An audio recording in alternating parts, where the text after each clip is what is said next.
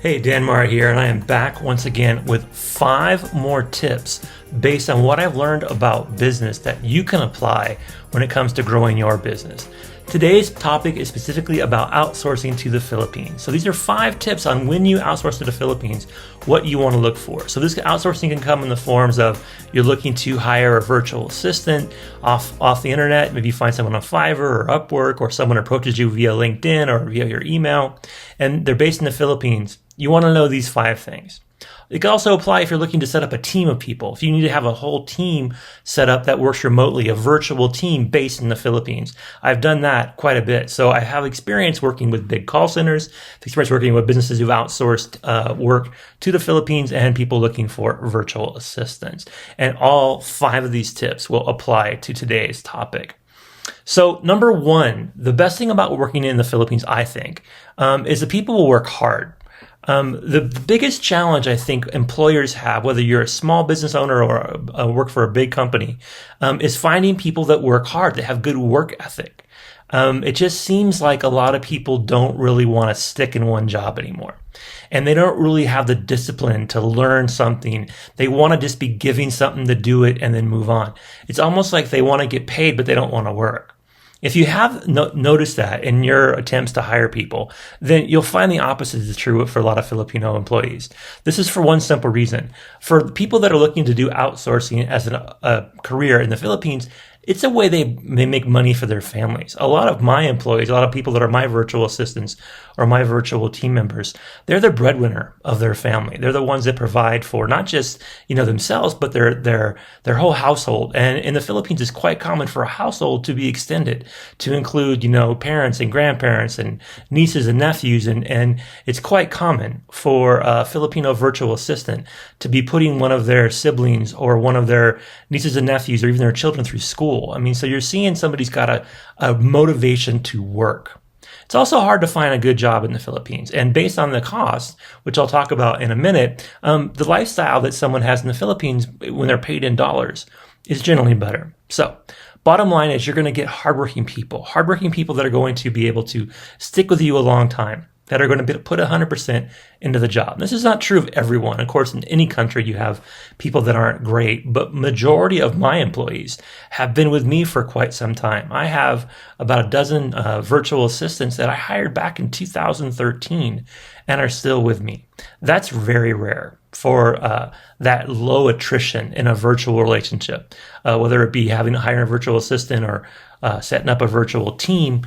That kind of stickiness doesn't happen very often. So number 1, you're going to be hiring hardworking people. So make sure that when you look to hire people in the Philippines, look for ones who are the breadwinners of their family. Ask that in the interview process. Ask their motivation, why they want to work. And you're going to find that that's probably going to be the most important factor. Number 2, one of the great things about the Philippines is that it used to be an American colony. Therefore, they have an American type approach to speaking English. So their English is based on American English, unlike a lot of other countries where their English is based on British English, which can be a little bit different with some wordings and some content. So that's a benefit. Another thing about the Philippines is they're very much acclimated to American culture. American, sports like the NBA is super popular in the Philippines. So is boxing. You're looking at things where most big American movies are also the biggest movies in the Philippines. You see a lot of American TV shows aired in the Philippines. So there's a lot of affinity for how Americans do things. This is really important because it will help them understand how to be successful in your business. So when you're talking to a person that you want to bring onto your team, when you're doing that interview process or you're having someone source that candidate for you, you want to get a sense of how good is their conversational English. How good can they write? And in most cases, you're going to find that Filipinos write really good English, maybe even better than they speak it, because they are taught American-style English throughout their education in the school system. So you'll find that that's number 2, a most important thing, is that the American English. And my tip for you really is to find the ones that are good communicators.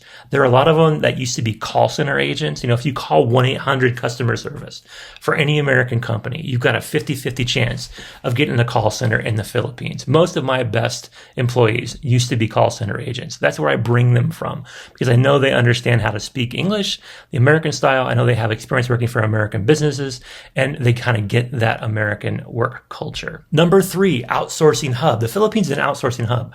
I mentioned call centers. There are more call centers in Manila than anywhere else in the world.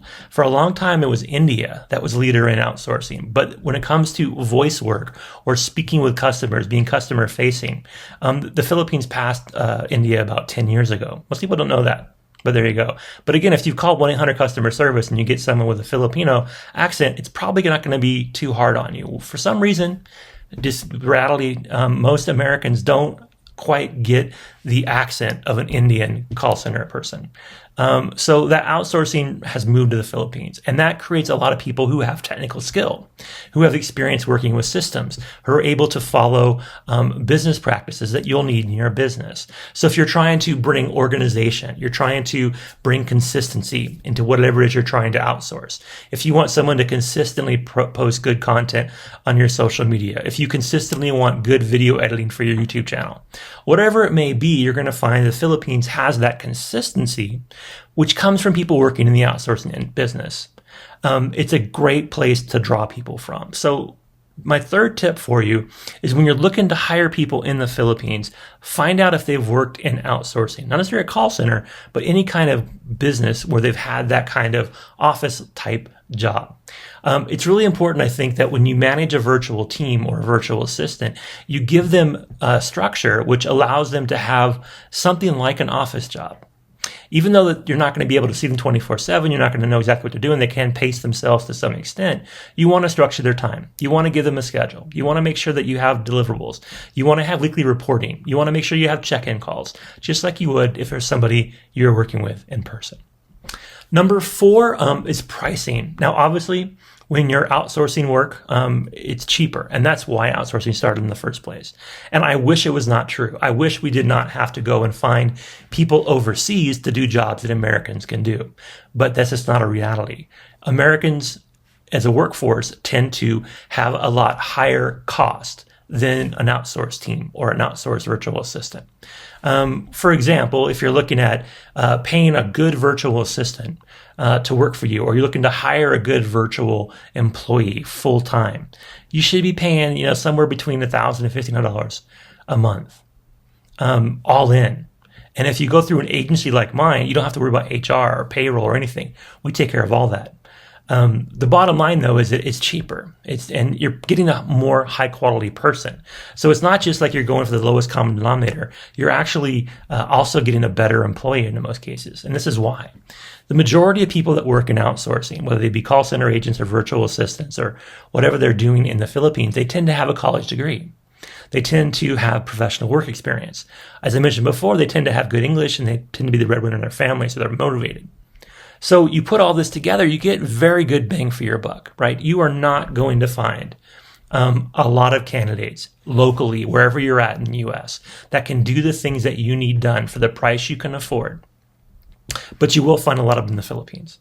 Sometimes instead of looking for a diamond in the rough, sometimes it takes a while to get the right person. Again, that's why you can use an agency like mine to help you get there.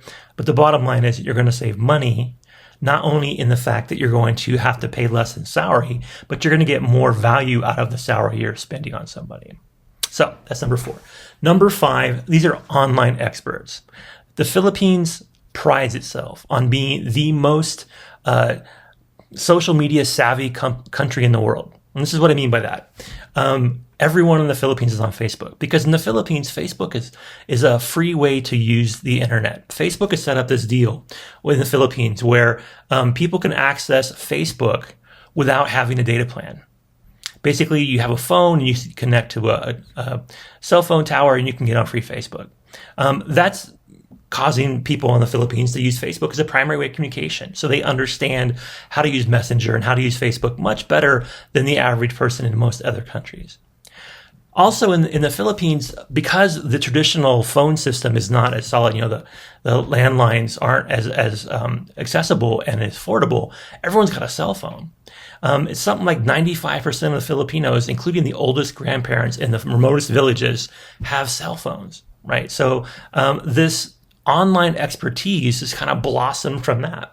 When it comes to using social media, pretty much any platform you could think of, there are a lot of experts in the Philippines. TikTok, YouTube, Instagram, we can find them for you. So if you pair the good work ethic with the good communication skills, with the fact that they're hardworking, experienced people that are going to really add value, with this technical expertise when it comes to using social media, boom, you've got a great talent pool. So when it comes to outsourcing to the Philippines, these are the 5 things that I suggest you look for. Look for people that are hardworking. Look for people that have an American English, have it down. Look for people that have experience having done outsourcing before.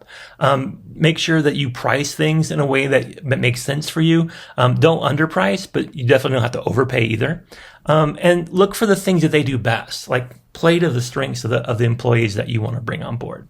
So like social media, video editing, graphic design, creating really cool things in Canva, making videos for TikTok and YouTube, whatever it may be, these are places where you can get the best talent in the world.